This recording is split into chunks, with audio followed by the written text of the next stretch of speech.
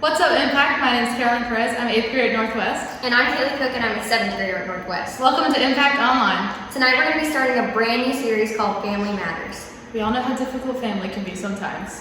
That's for sure. But Jake's got an incredible message for us tonight. Be sure to connect with your small group after the message. Thanks for tuning in. We'll see you soon.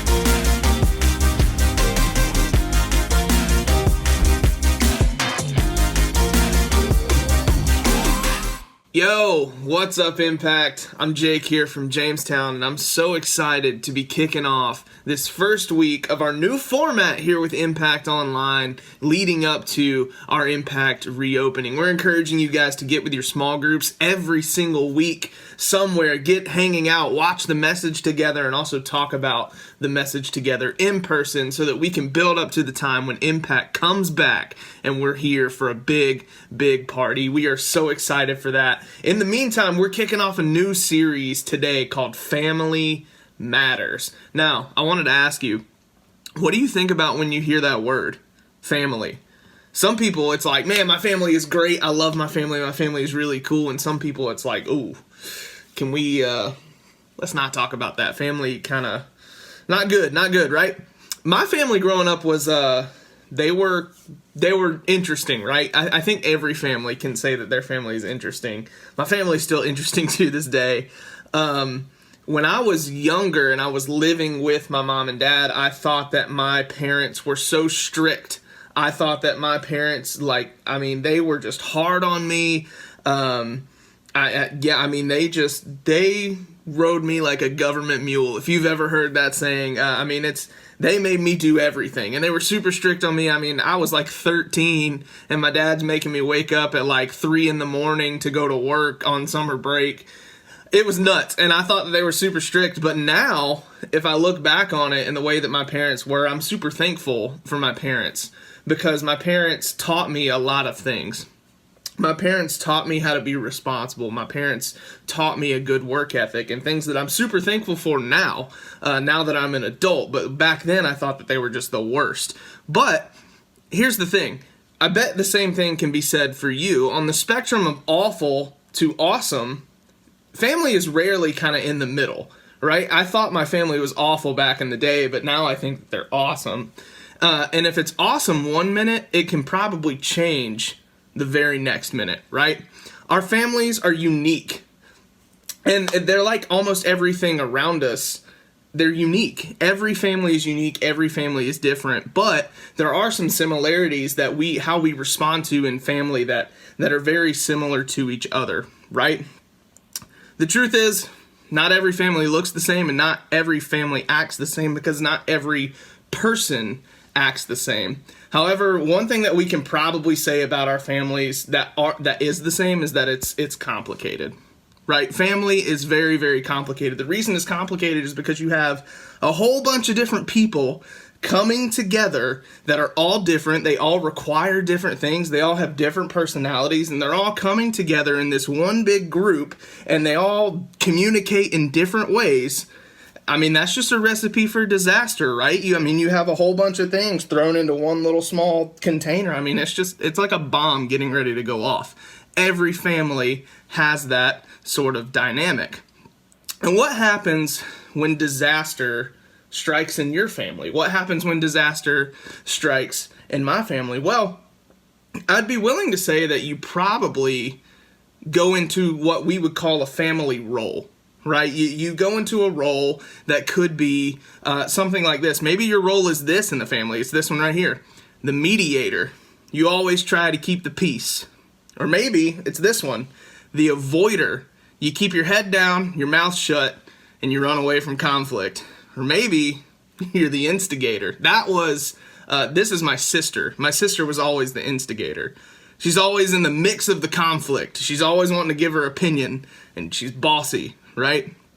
My wife was the previous one. She's the avoider. She doesn't like conflict, right? The next one, you could be this one, the smart one. This was kind of my role in the family a little bit. I was seen as the brains of the family, right? But I was a mix between this one and this next one, which was really funny, the comedian. The comedian, you turn any situation into a joke. I did that, whether it was good or bad, whether it was a good situation or a bad situation. I was always the one that wants to turn it into a joke. Go figure. Or you could be this one, the rule follower. You do what you're supposed to do so that you don't cause a problem. I know so many people that are that way. They're just like, I don't want any conflict, so I'm just going to do what I need to do, put my head down. I'm not avoiding conflict, but I just don't want to cause any conflict, so I'm just going to follow every single rule to the T, right? I know so many people that are like that. But there's also one more twist that we could put into our family, and that's our faith. See, sometimes our faith and our family don't seem like they add up, right? They feel like they're totally separate things. They feel like we have faith over here, we have family over here, and they do not mix well, right? Our faith is totally separate from our family, and it does not play into one another. But I wanted to talk about that today, and I actually wanted to point us to a scripture where it's in the book of John, and Jesus is traveling around with his closest friends, and it's actually close to the end of Jesus' life. Jesus knows that he's about to be crucified. He spent about 3 years with these guys, doing all sorts of things. Like, they're his 12 closest and best friends.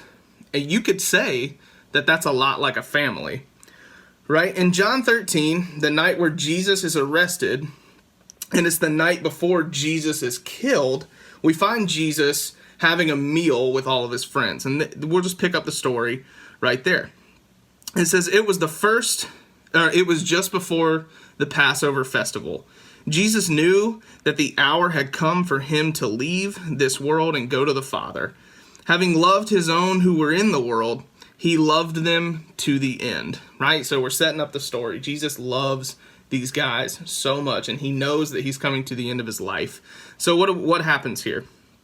We pick the story up right here. It says, Jesus knew that the Father had put all things under his power, and that he had come from God and was returning to God. So he got up from the meal, took off his outer clothing, and wrapped a towel around his waist. After that, he poured water into a basin and began to wash his disciples' feet, drying them with the towel that was wrapped around him. So Jesus, what is this saying right here? This is saying that Jesus knew exactly who he was. Jesus knew that God had given him all authority and all power in the world, and he knew exactly who he was. He knew that he was God in the flesh, and that he was at the tippity top of the mountain when it comes to social status, right? But Jesus loved his friends, and so he did something that people that were that high up on the totem pole did not do. This was the stuff for servants. Servants and slaves did this stuff. The outcast of society did this stuff. But Jesus took off his nice clothes and got down on the nasty, dirty floor and chose to wash the feet of his friends. Why did he do that? Because he wanted to show that no matter how high he was on the totem pole, no matter what people thought of him or what his social status was, that he loved his friends. God in the flesh lowered himself, humbled himself to the point of a servant on his hands and knees on the nasty floor to wash the feet of his disciples. And when he was done with this, another thing that I think is really cool is that not only did Jesus know who he was, Jesus also knew who his friends were. You see, there's a piece of the story in here where Jesus tells, after he gets done washing these disciples' feet, he tells them that he loves them, but he also tells them that he knows that they're going to betray him in just a few hours. He knows one of them is going to completely betray him, and then he looks specifically at Peter, and he says, Peter, I know that you're going to deny our friendship 3 times. I know this. Jesus knew that these people were going to stab him in the back, and he still chose to love them. He still chose to love them regardless of that. He's like, listen, I know that I'm God, and I also know that you're going to stab me in the back. But I love you. I love you so much. And then he says this right here. He completely changes the game for us in our lives. He says this, a new command I give to you, love one another. As I have loved you, so you must love one another. By this, everyone will know that you are my disciples, if you love one another. Man, I think that is crazy. What does Jesus say? How do people know that we're a follower of Jesus? What we can do to show the simplest acts of kindness, the simplest acts of love, that's how people are going to know that we're the disciples of Jesus. Jesus commands us. It's really simple. We're supposed to love people, right? Jesus loved his family in this situation. So we are to love our family, even when we know our family is going to stab us in the back. No matter what our role is in the family, we are supposed to love our families. We are to love our friends. You're supposed to love your teachers. You're supposed to love strangers. Even the family that you know, your faith, even your family. These people will know that you have faith in Jesus because of the way that you love them. Demonstrating love in difficult situations, that can change you. Some of you come from difficult families. Some of you come from hard family structures that I could not imagine, and I am so sorry that you were in that situation. But if you want to influence that situation, regardless of who you're dealing with, love them. What can you do to love them? How can you love them? How can you be a person that is loving and showing the love of Jesus? Because here's the bottom line. In these situations that we find ourselves in where it's really tough to love our family, it really comes down to this. Paul kind of lays it out. He says this right here. Love is patient. Love is kind. It does not envy. It does not boast. It is not proud. It does not dishonor others. It is not self-seeking. It is not easily angered. It keeps no record of wrongs. Love does not delight in evil, but rejoices in the truth. It always protects. It always trusts. It always hopes. It always perseveres. Paul wrote those words in the middle of tough situations. How can we be in the middle of a tough family life and still love them? Be patient with them. Be kind with them. Do not envy. Do not boast with them. Do not be prideful with them. All of the things that Paul just says, because at the end of the day, here is what we need to know, is that love matters most. Love is what matters most in our families. Love is what matters most in our friendships, in our relationships. How do we show the love of Jesus? How do people know that we follow Jesus? It's this right here. Love is what matters most. You guys are going to go to your small groups right now and talk about the rest of this. How does this apply to your life? How can this affect you? How can this change your life for the better? I love you guys, and I hope you have a great group discussion. Peace.